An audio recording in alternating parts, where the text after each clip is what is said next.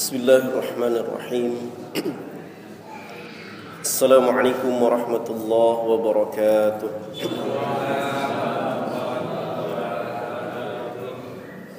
Innal hamdalillah nahmaduhu wa nasta'inuhu wa nastaghfiruh wa na'udzu billahi minasy syururi anfusina wa min sayyiati a'malina. Man yahdihillahu fala mudilla lahu wa man yudlil fala hadiya lahu. وأشهد أن لا إله إلا الله وحده لا شريك له وأشهد أن محمدا عبده ورسوله اللهم صل وسلم وبارك على نبينا سيدنا محمد وعلى آله وأصحابه ومن تبعهم بإحسان إلى يوم الدين أما بعد فإني أوصي نفسي وإياكم بتقوى الله فقد فاز المتقون يقول الله تبارك وتعالى أعوذ بالله من الشيطان الرجيم يا أيها الذين آمنوا اتقوا الله حق تقاته ولا تموتن إلا وأنتم مسلمون ربنا زدنا علما ربنا ارزقنا فهما اللهم آت نفوسنا تقواها وزكها أنت خير من زكاها أنت وليها ومولاها ربنا اغفر لنا ولوالدينا وللمؤمنين يوم يقوم الحساب اللهم أمتنا على الإسلام والسنة ربنا آتنا في الدنيا حسنة وفي الآخرة حسنة وقنا عذاب النار اللهم آمين. Saudara-saudaraku kaum muslimin, jamaah salat maghrib berjamaah yang semoga kita semua senantiasa mendapatkan limpahan ampunan dan rahmat dari Allah Subhanahu wa taala. Allahumma amin. Di pertemuan yang penuh berkah ini insyaallah kita akan mengkaji satu pembahasan di dalam kitab Matan Abi Syuja' atau juga disebut Al-Ghayah wa Taqrib, fikih dalam mazhab Imam Asy-Syafi'i rahimahullah ta'ala, yang ditulis oleh Al-Imam Al-Qadhi Ahmad bin Al-Husain bin Ahmad Al-Asfahani atau dikenal dengan Al-Imam Abu Syuja' rahimahullah ta'ala. Bismillahirrahmanirrahim. Qala al-musannifu rahimahullah ta'ala faslun fil awqatil lati tukrahu fiha as-salatu tahriman.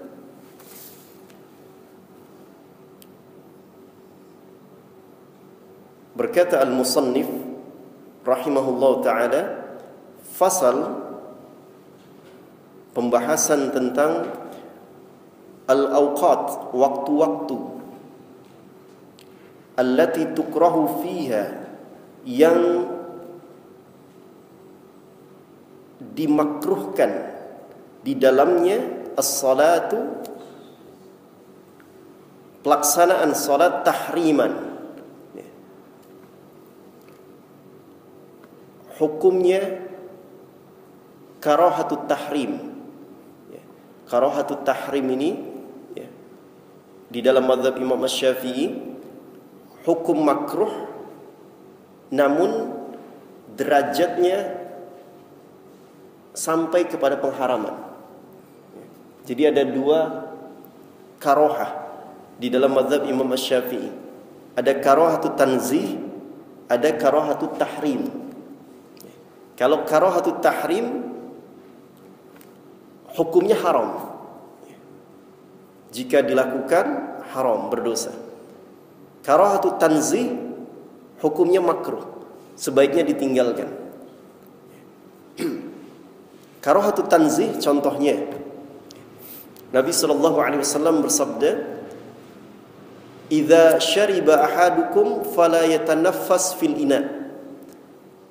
Apabila salah seorang di antara kalian minum, janganlah bernafas di dalam gelas itu. Jadi minumnya sekaligus tanpa jeda gitu kan. Sehingga seseorang itu bisa bernafas ketika minum. Glek-glek dan seterusnya. Itu hukumnya makruh di dalam mazhab Imam Syafi'i. Karahatut tanzih. Nah, pembahasan kita ini tentang karahatut tahrim, ya. Atau dengan terjemah yang lain, ya, waktu-waktu yang diharamkan bagi seorang muslim untuk melaksanakan sholat. Jadi ada waktu-waktu di mana seorang muslim diharamkan untuk melakukan sholat. Kalau sengaja dia melakukan, sholatnya tidak diterima dan dia berdosa.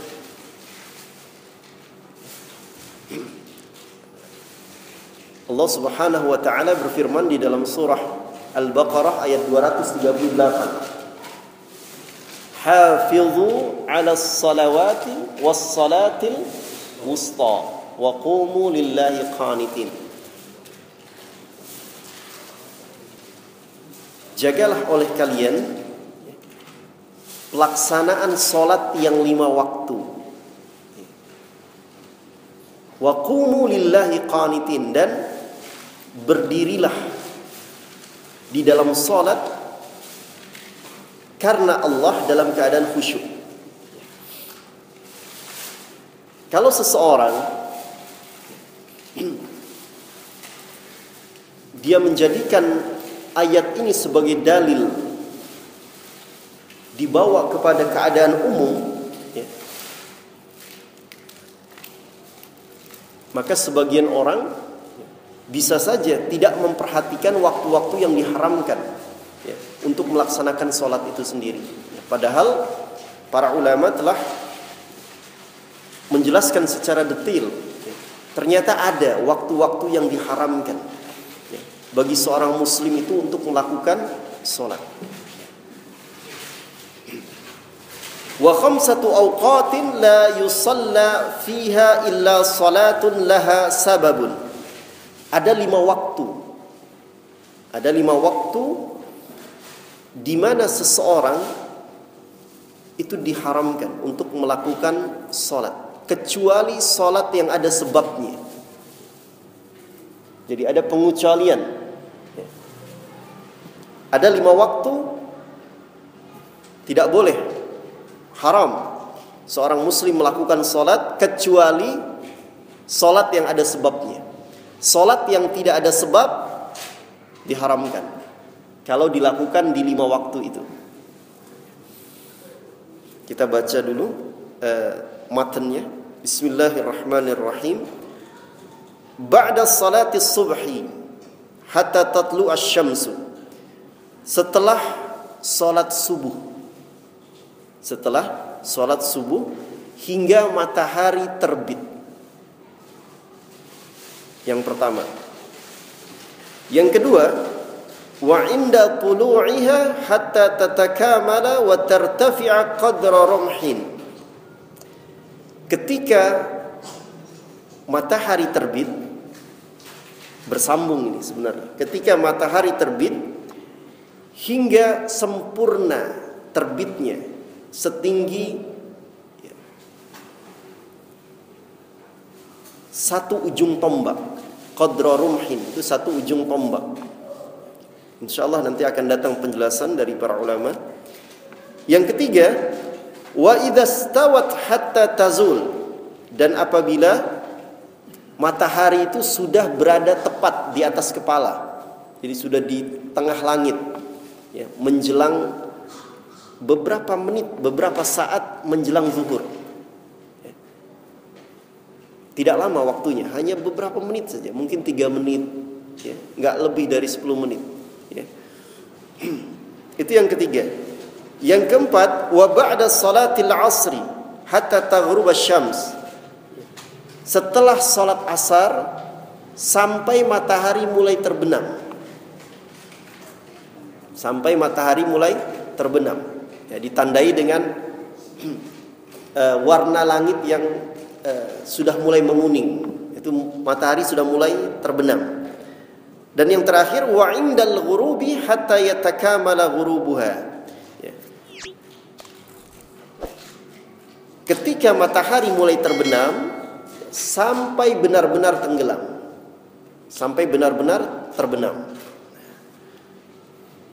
Alhamdulillah. Bismillahirrahmanirrahim.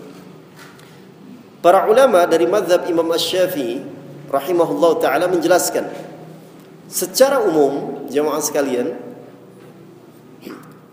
keadaan ini dibagi dua. Pertama, dari sisi waktu. Yang kedua dari sisi perbuatan. Jadi 5 keadaan ini dibagi dua oleh para ulama Syafi'iyah. Pertama dari sisi waktu. Dari sisi waktu itu ada 3, jamaah sekalian. Pertama, ketika matahari terbit sampai sempurna terbitnya setinggi satu ujung tombak. Satu ujung tombak itu, kalau matahari sudah setinggi ujung tombak, itu waktu awal duha, atau kita sebut dengan sholat isyraq itu. Ya, kira-kira 15 menit. Ya, para ulama sebagian besar mengatakan 15 menit dari mulai terbitnya matahari. Terbitnya matahari jam 6 kurang 15, ya berarti jam 6 itu sudah bisa isyraq. Ya, sholat isyraq. Ya. Itu terkait dengan waktu ya. Jadi terbit matahari ya, sampai setinggi tombak. Kedua, matahari sudah berada tepat di atas kepala. Dan yang ketiga, ya, matahari mulai terbenam ya, sampai betul-betul terbenam. Itu 3 waktu. Yang 2 waktu itu terkait dengan perbuatan. Apa itu? Setelah sholat subuh dengan setelah sholat asar. Setelah sholat subuh dengan setelah sholat asar. Jadi sama saja ya. Ada berapa waktu yang dilarang untuk kita melakukan sholat, kecuali yang ada sebabnya. Ada 5 ya, ada 5. Nah, bahasan selanjutnya jamaah sekalian ini terkait dengan ya, sholat yang tidak ada sebabnya. Para ulama baik dari mazhab Imam Asy-Syafi'i rahimahullah ta'ala atau mazhab yang lainnya ya, sholat yang tidak ada sebabnya itu disebut dengan sholat sunnah mutlak. Jadi sholat sunnah mutlak itu apa? Seluruh sholat sunnah yang dilaksanakan pertama ya, tanpa terikat waktu, kecuali waktu yang dilarangkan, kecuali waktu yang dilarang tadi. Kedua ya, tanpa ada sebab. Ketiga ya, tanpa dibatasi bilangan rakaatnya. Itu sholat sunnah mutlak. Salat sunnah mutlak itulah yang dilarang untuk seseorang melaksanakan di 5 waktu itu, Pak. Ya. Misalnya kita tadi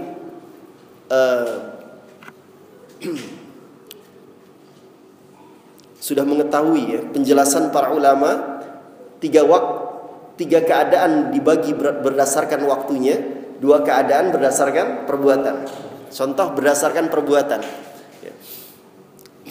Si fulan melaksanakan sholat subuh berjamaah di masjid ya.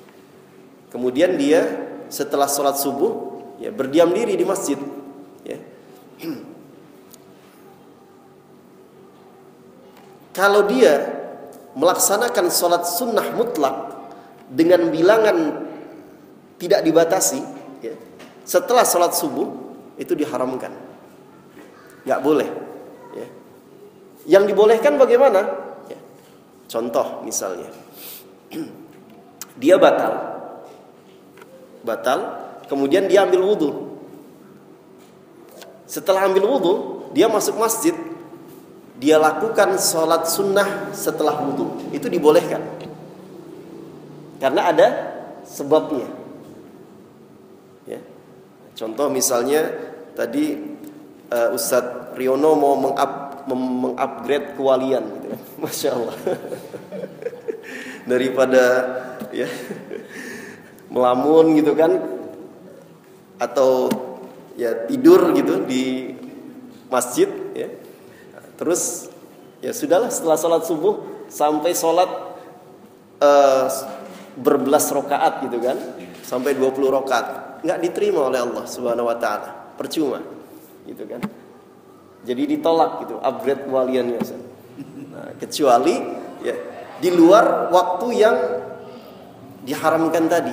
Ya, misalnya ya setelah sholat duha, jam 7 sholat duha, ya, aktivitas ternyata jam 9 sampai jam 10 nyantai gitu kan, kosong. Bisa itu sholat sampai berpuluh rakaat pun tidak ada masalah. Itulah namanya sholat sunnah mutlak. Ya, tidak ada sebabnya gitu kan, tidak terikat waktu, tidak ada batasan rakaat. Jadi semampu kita. Nah, itu masya Allah bagus sekali. Ya. Pahalanya jelas didapat. Ya. Kemudian wasilah untuk mendekatkan diri kepada Allahnya luar biasa, masya Allah, dengan sholat. Ya. Lebih baik sholat ya, dibandingkan misalnya hanya sekedar berzikir saja. Lebih baik sholat, jamaah sekalian. Karena di dalam sholat kita membaca Al-Quran, kita berzikir kepada Allah Subhanahu wa ta'ala, dan kita berdoa, itu masya Allah. Jadi perbanyak sujud, perbanyak doa di dalam sujud itu. Ya. Ada seorang sahabat Nabi SAW ya, minta didoakan oleh Nabi agar dia bisa menemani Nabi SAW di surga. Jadi masya Allah, doanya nggak tanggung-tanggung, minta kepada Nabi agar dia ya, dimasukkan ke dalam surga bersama Nabi SAW. Apa kata Nabi SAW? A'inni ala dzikrika bi kasrati sujud. Ya.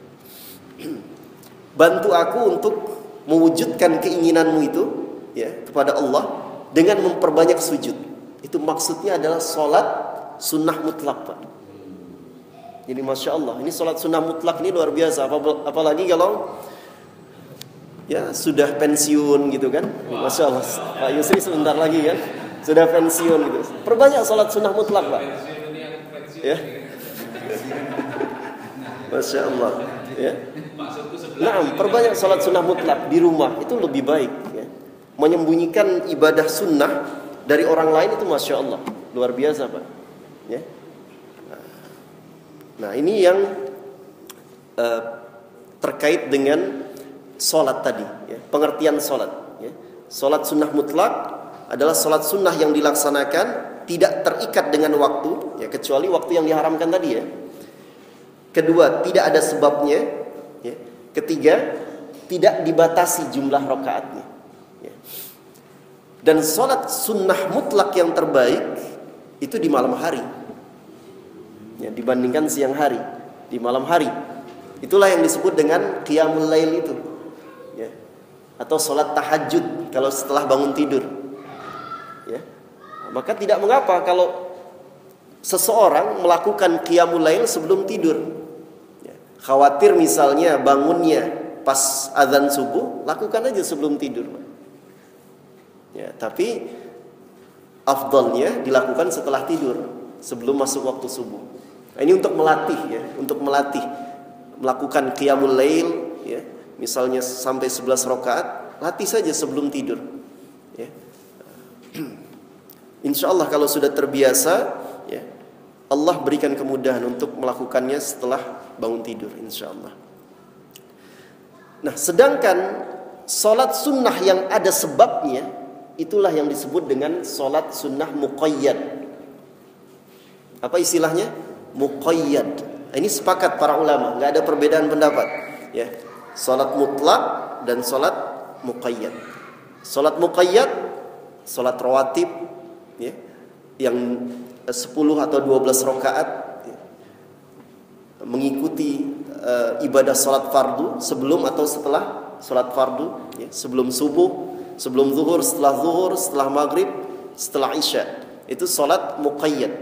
Atau tadi, ya, boleh dilakukan di saat-saat yang diharamkan, ya, kalau ada sebabnya tadi. Contoh, setelah wudu, itu salat muqayyad juga. Tahiyatul masjid. Jadi bagaimana kalau misalnya batal, kemudian berwudu, masuk masjid lagi, salat tahiyatul masjid atau salat sunnah ba'dal wudu? Dicukupkan dengan salat sunnah ba'dal wudu, Pak. Ya. Jadi niatnya dicukupkan dengan salat sunnah ba'dal wudu. Itu sudah memenuhi, ya, bentuk tahiyah, penghormatan, pemuliaan terhadap masjid. Dan niat salat sunnah ba'dal wudu itu lebih utama, Pak. Kenapa? Karena Nabi SAW secara khusus menyebutkan keutamaannya. Ya. Salat sunnah ba'dal wudu itu. Ya. Ma min muslim, hadis riwayat Imam Muslim. Ma min muslim yatawadda fayuhsinu wudu'ahu thumma yaqumu fayusalli rak'ataini muqabilun bi qalbihi wa wajhihi illa wajabat lahul jannah. Seorang muslim yang berwudu, kemudian dia sholat 2 rakaat, ya, dengan menghadirkan hatinya, dia tundukkan anggota badannya, jiwanya kepada Allah Subhanahu wa taala, maka layak baginya surga Allah Subhanahu wa taala. Itu keutamaan sholat sunnah ba'dal wudu. Ya. Dan itulah yang dilakukan oleh sahabat mulia Bilal radhiyallahu anhu. Beliau betul-betul menjaga salat sunnah ba'dal wudu itu. Batal wudu, salat. Batal wudu, salat. Batal wudu, salat. Ya. Ya kan nggak sering-sering kan kita batal ya, Ustaz. Ya kecuali lagi sakit perut betul kan. Masuk angin gitu. Itu bisa berulang kali. Ya, kalau normalnya insya Allah enggak. Ya. Jadi dimanfaatkan betul keadaan ini. Taib. Nah, namun dalam mazhab Imam Asy-Syafi'i, ya, para ulama dari mazhab Imam Asy-Syafi'i rahimahullah mengecualikan, Pak. Ya. Salat mutlak itu tetap boleh dilakukan di waktu-waktu yang diharamkan, yang 5 tadi, kalau dilakukan di Masjidil Haram. Ya, karena sangat mulianya tempat itu. Ya. Di Masjidil Haram. Jadi salat sunnah mutlak boleh dilakukan, ya, di 5 waktu yang diharamkan ini kalau di Masjidil Haram. Dalilnya mana? Rasulullah sallallahu alaihi wasallam bersabda, hadis riwayat Imam An-Nasa'i, Imam At-Tirmidzi rahimahullah taala. Rasulullah sallallahu alaihi wasallam bersabda kepada para sahabat, "La tamna'u." Ya. Janganlah kalian melarang ahadan, seseorang, tawafa bihadzal bait, ya, untuk bertawaf di sekitaran Ka'bah. Jadi tawaf di sekitaran Ka'bah itu tidak ada batasan waktunya, sudah, ya. Ya. Karena tawaf di sekitaran Ka'bah itu pengganti sholat, Pak. Jadi kalau seseorang masuk Masjidil Haram, ya, dia langsung tawaf, silahkan. Kalau dia mau sholat, ya, tahiyatul masjid, silahkan. Ya.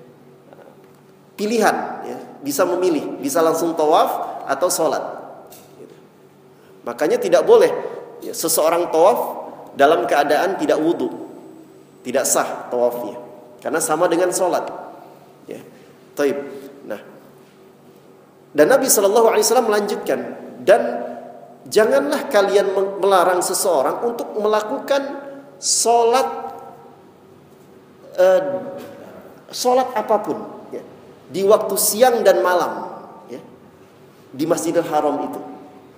Nah, dari hadis ini para ulama Asy-Syafi'i rahimahumullah taala mengecualikan salat sunnah mutlak boleh dilakukan kapanpun, termasuk di waktu yang terlarang kalau di Masjidil Haram. Ya. Nah,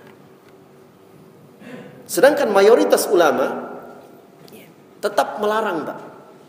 Salat sunnah mutlak tetap dilarang, diharamkan, ya, di 5 waktu yang disebutkan tadi, meskipun di Masjidil Haram. Karena hadis yang mulia itu ya, berbicara tentang ya, solat setelah tawaf, kata para ulama. Jadi ada solat sunnah 2 rakaat setelah tawaf. Ya. Yang paling utama itu di mana? Di belakang makom Ibrahim. Ya. Di belakang makom Ibrahim, tempat berpijaknya Nabi Ibrahim alaihissalam ketika meninggikan pondasi Ka'bah. Bukan kuburan ya, makom itu bukan kuburan.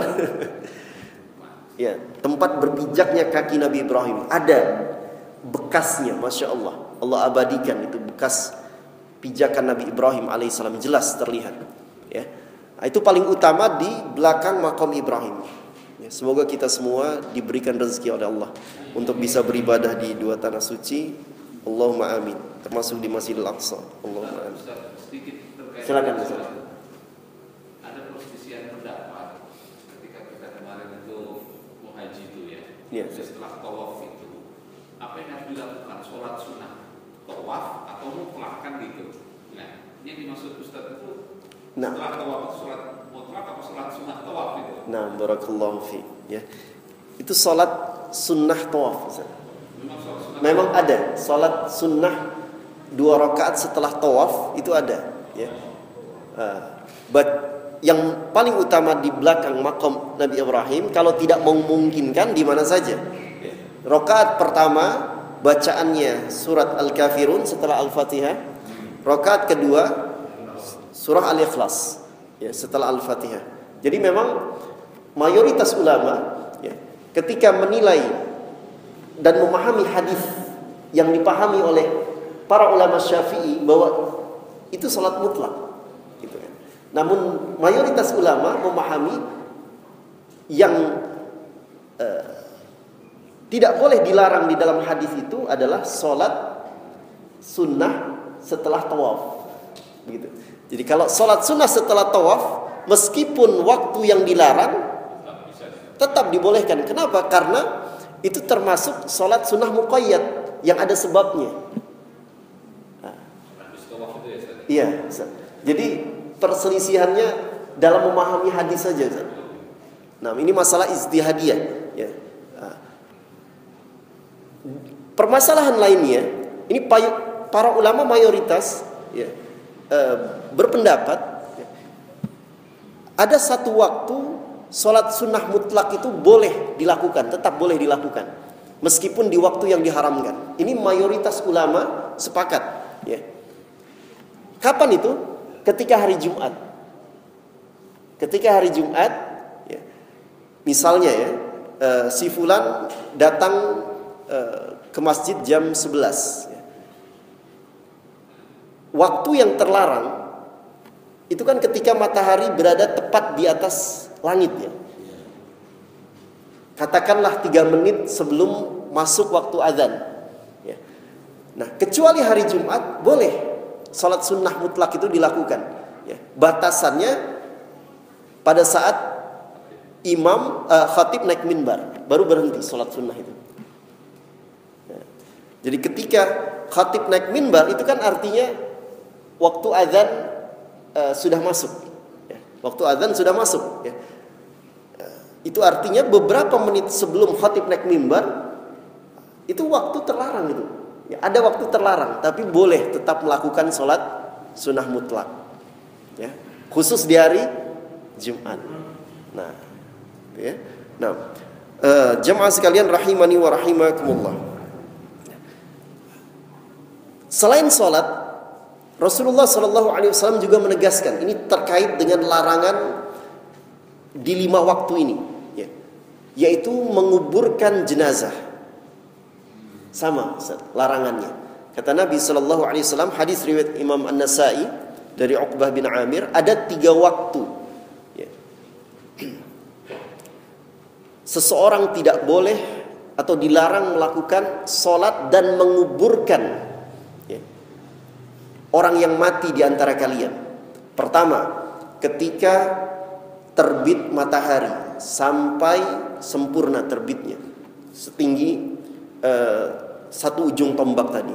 Kedua, ketika tepat berada di matahari tepat berada di atas kepala.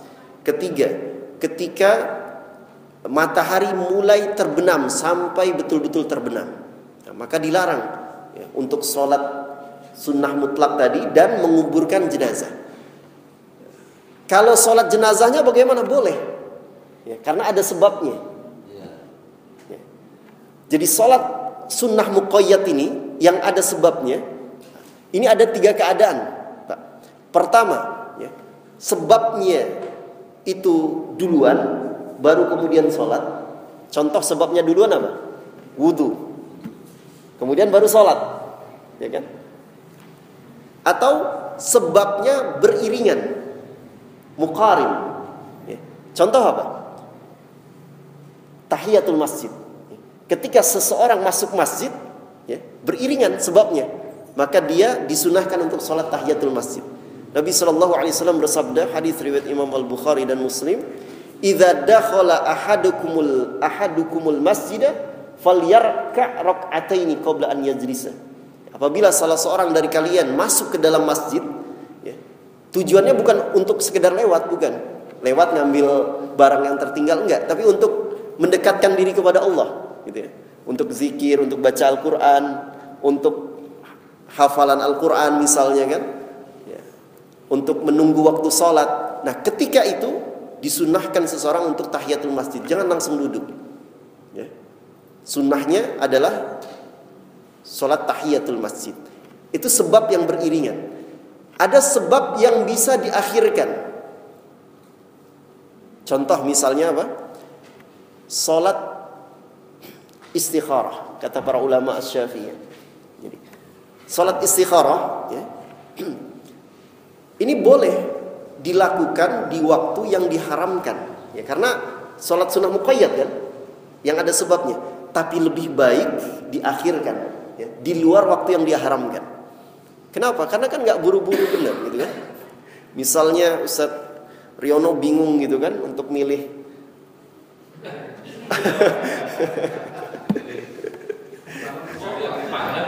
mau yang dipanjang atau yang di Sukarame gitu kan. Kan nggak buru-buru Ustaz ya. Nah, ya. Maka salat istikharahnya di luar waktu yang diharamkan. Ya, jangan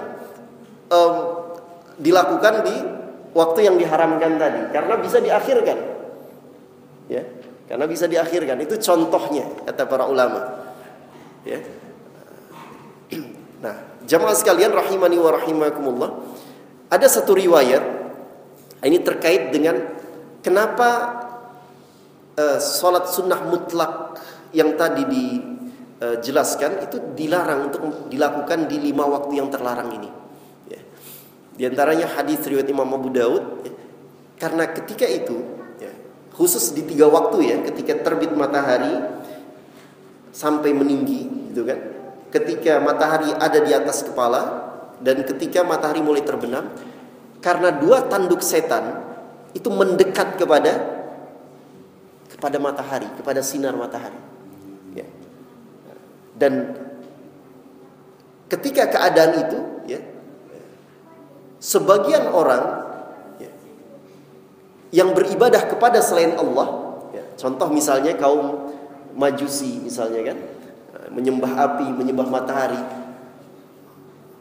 Hakikatnya tidak hanya matahari yang dia sembah, tapi juga syaitan. Gitu. Jadi 2 tanduk syaitan ini artinya Rasulullah SAW mengabarkan bahwa syaitan itu punya tanduk. Gitu kan. 2 tanduk syaitan itu mendekat kepada matahari. Ini perkara gaib ya. Tapi harus kita yakini sebagai seorang muslim. Ya. Maka ini bentuk ya, usaha syaitan untuk menjadikan manusia yakni menyimpang dalam ibadah kepada Allah Subhanahu wa taala. Niatnya baik gitu kan untuk sholat. Ya, sholat mutlak tadi. Ya, tapi ketika di waktu-waktu yang terlarang itu, ya, kalau tidak didasari dengan ilmu, maka ini menjadi bentuk penyimpangan. Dan syaitan ya, sangat diuntungkan dalam hal ini ya, karena hakikatnya mereka menyembah kepada siapa? Yakni menyembah, mendekatkan diri kepada syaitan. Hakikatnya ya, niatnya kepada Allah. Cuman karena tidak didasari dengan ilmu, maka ibadah itu menjadi sia-sia, menyimpang. Nah, ini jamaah sekalian yang harus kita pahami bersama. Taib.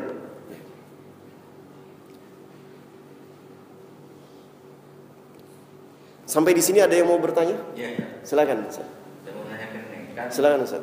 Bismillah. ketika sholat Jumat, Nah, khotib dan naik mimbar itu ada jamaah yang terlambat. Nah ini kan dengarkan khutbah itu kan wajib. nah. Kan itu masuk khutbah itu wajib kita dengarkan. Nah ini lebih kita sholat sunnah atau kita dengarkan khutbah duduk langsung itu? Barakallahu fiik. Nah, para ulama menjelaskan, menjawabnya dengan hadis Nabi sallallahu alaihi wasallam. Nabi sallallahu alaihi wasallam ketika itu sedang berkhutbah, khutbah Jumat. Ya. Tiba-tiba ada seorang sahabat, ya. Kalau tidak salah namanya Suraik, ya, radhiyallahu anhu. Ya. Sahabat tadi masuk, ya, kemudian duduk. Ini kasus seperti ini kan pasti akan terus terjadi, Ustaz, ya. Ya. Sehingga hikmah di balik itu, kejadian ini, ya, Allah Subhanahu wa taala membimbing nabinya, ya, untuk memberikan jawaban, gitu kan. Sehingga tidak bingung lagi umat yang datang setelahnya. Nabi sallallahu alaihi wasallam tidak membiarkan sahabat ini tetap duduk, tapi kata Nabi sallallahu alaihi wasallam, bangun, ya. Lakukan salat 2 rakaat tapi ringan, kata Nabi sallallahu alaihi wasallam. Itu salat tahiyatul masjid itu, Ustaz. Tapi lakukan dengan ringan, cepat, ya. Misalnya, ya, cukup membaca Al-Fatihah. Ya. Ya, iftitah itu kan tidak rukun, ya. Jadi kita ambil rukunnya saja. Ya. Takbir, baca Al-Fatihah, terus ruku dan seterusnya. Jadi dibuat ringan saja. Ya. Sehingga orang itu segera bisa mendengarkan khutbah. Itu di saat kondisi darurah, Ustaz. Ya. Karena di dalam kaidah usul fikih itu disebutkan, ya, ad-darurah tubihul mahdzurat. Sesuatu yang darurat, ya, itu membolehkan, ya, sesuatu yang terlarang. Ya. Itu tadi hukum mendengarkan khutbah itu kan wajib. Tapi di saat yang darurah, Rasulullah sallallahu alaihi wasallam memberikan jawaban, ya, untuk tetap melakukan salat sunnah, tapi yang ringan. Ya, jangan, ya, sengaja, ya. Daripada ngantuk gitu kan, kalau cepat selesai duduk, ya, dengerin khutbah ngantuk, udahlah sholat aja gitu kan, ya. Ini masalah gitu kan. Setiap Jumat begitu, nggak pernah awal datangnya. Nah, ini jadi masalah. Apakah darurat itu masih bisa berlaku gitu maksudnya? Kalau setiap Jumat, Tiap Jumat begitu terus. Nah, yang jelas, Ustaz, ya, ini kerugian besar jamaah sekalian, karena di hari Jumat itu ada malaikat yang Allah tugaskan untuk mencatat. Ya, di pintu masjid ini kita, masya Allah, harus yakin, ya. Ini bab yakin sudah kita pelajari. Itu ada malaikat di pintu masjid yang sudah siap dengan buku catatan. Ya. Jadi absen, ya, absen. Tapi insya Allah yang tidur nggak tercatat, Ustaz. Cuman masalahnya itu buku catatan itu ditutup oleh malaikat, ya, artinya sudah tidak dicatat lagi, ya, ketika khatib naik minbar, sudah selesai. Jadi kalau khatib naik minbar sudah, ya, tutup, absen, ya, rugi dia, ya, karena buku catatan itu akan disampaikan kepada Allah Subhanahu Wa Taala. Jadi para malaikat itu naik, ya, kepada Allah Subhanahu Wa Taala. Jadi masya Allah, ya. Nah, kalau terjadi seperti itu, kan ada salah satu masjid, apakah itu yang dikategorikan fala Jumatalah? Ya, tidak. Kasusnya yang mana, Ustaz? Ya, seperti yang dia datang setelah khotib naik mimbar. Nah, Itu kan ada, ya, kalau sebagian masjid itu yang pakai ketika khotib naik, Nah. mau naik mimbar itu ada pengantar, apakah kategori orang yang seperti itu yang katakan fala Jumatalah? nah, itu satu terkait. Pertama itu, yang kedua, apakah dia tidak mendapatkan Jumat, terus kaitannya tidak menyiapkan dia itu karena kondisinya seperti itu dari kewajiban Jumatnya itu. Nah, ini gugur apa enggak? Nah, barakallahu fiik. Ada hadis Nabi sallallahu alaihi wasallam, di antara penggugur dosa itu al-jumu'atu ilal jumu'ah. Jumat yang satu ke Jumat yang lainnya. Nah, itu maksudnya adalah orang yang melakukan sholat Jumat, ya, ibadah Jumat, ya. Dia mendapati ibadah Jumat, ya, mendapati, ya, khatib naik minbar mendengarkannya, gitu kan, dengan seksama, kemudian melakukan, ya, sholat, ya. Maka perbuatannya itu, ya, menjadi penggugur dosa dari Jumat yang satu ke Jumat yang lainnya. Nah, ini dosa-dosa kecil, ya.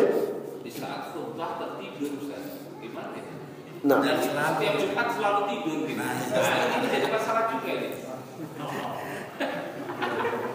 Iya, ya kamu tahu kan. nah, ya. Selalu itu dan itu banyak kita. Baik. Nah, insya Allah kalau tidurnya, ya, tidak disengaja gitu kan, ini ma'fu, dimaafkan kan. Nah, tapi kalau sengaja sebelum tidur baca doa tidur, lah ini sudah hilang itu, nggak ada Jumatannya itu. Nah, ya. Nah, ini terkait dengan tadi, mohon maaf Ustaz, mohon izin, ya. Ini terkait dengan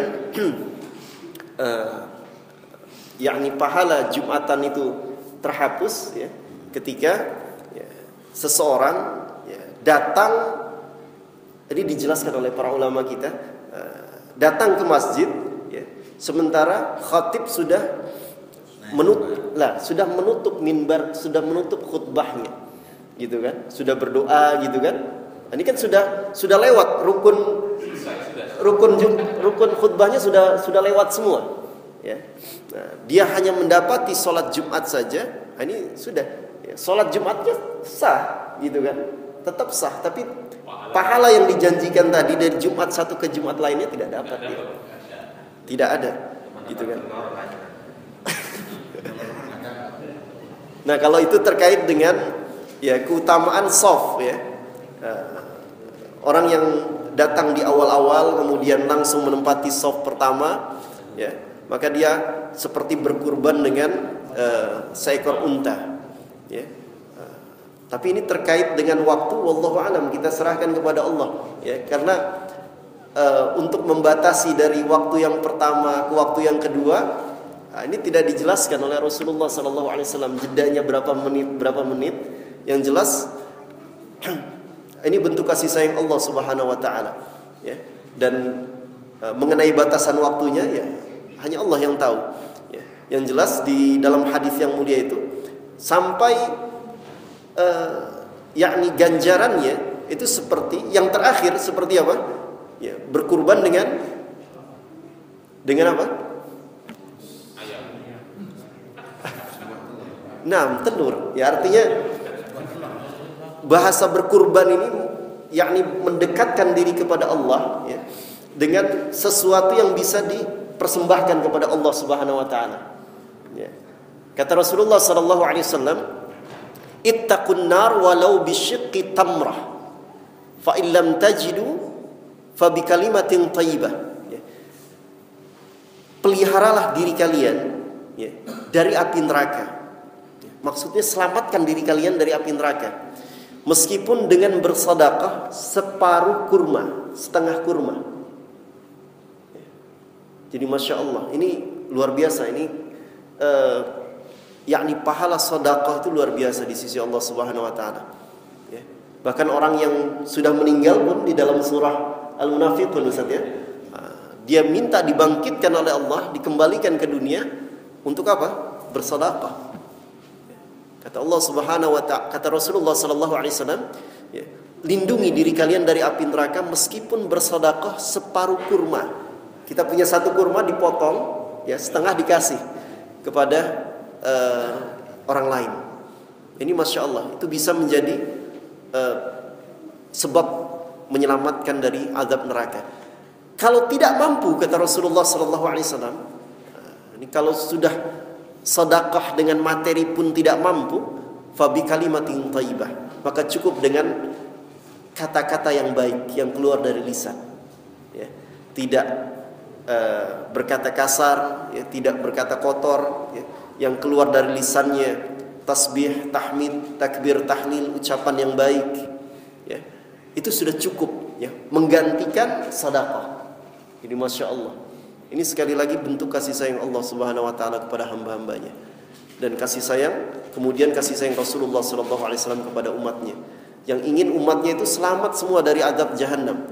Ya, jangan meributkan yakni perselisihan, ikhtilaf, ya, dalam masalah furu'iyah sudah, ya.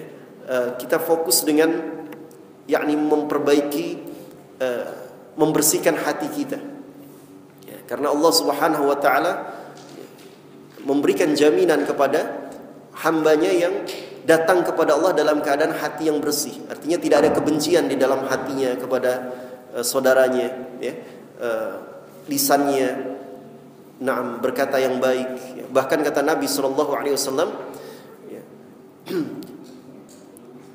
ketika ditanya an aktsari ma yudkhilun nas an-nar, ya, apa yang paling banyak menyebabkan seseorang itu dimasukkan ke dalam neraka? Kata Rasulullah SAW, al-famu wal farj, keburukan lidah dan kemaluan, zina.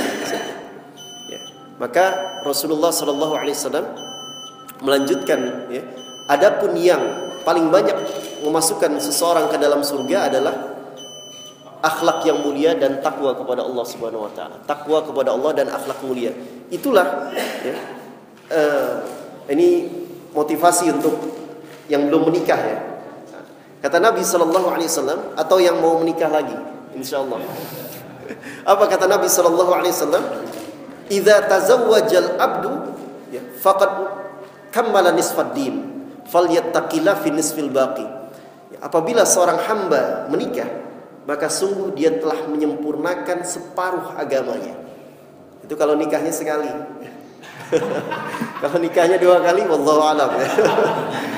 Tapi kata Nabi SAW, maka bertakwalah kepada Allah di separuh agama yang lain. Ini maksudnya apa?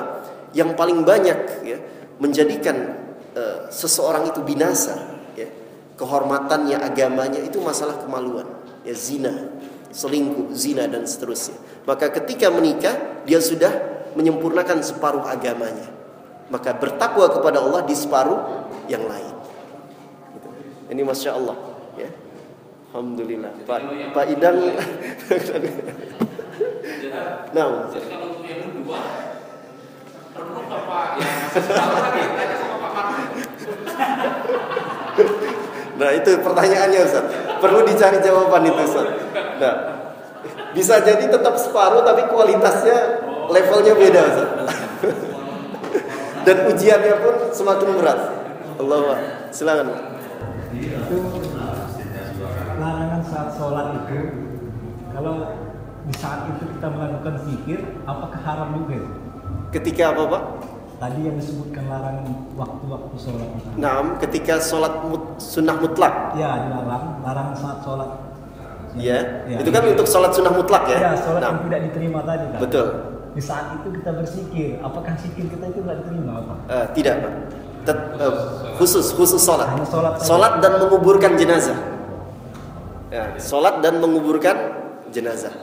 Nah, wallahu taala a'la wa a'lam. Semoga Allah Subhanahu wa taala memberkahi kita semua dan mengampuni segala dosa kita, orang tua kita, anak keturunan kita, dan kaum mukminin dan mukminat. Allahumma amin. Wa sallallahu wasallam ala nabiyyina Muhammadin walhamdulillahi rabbil alamin. Subhanakallahumma wa bihamdika asyhadu an la ilaha illa anta astaghfiruka wa atubu ilaik. Assalamualaikum warahmatullahi wabarakatuh.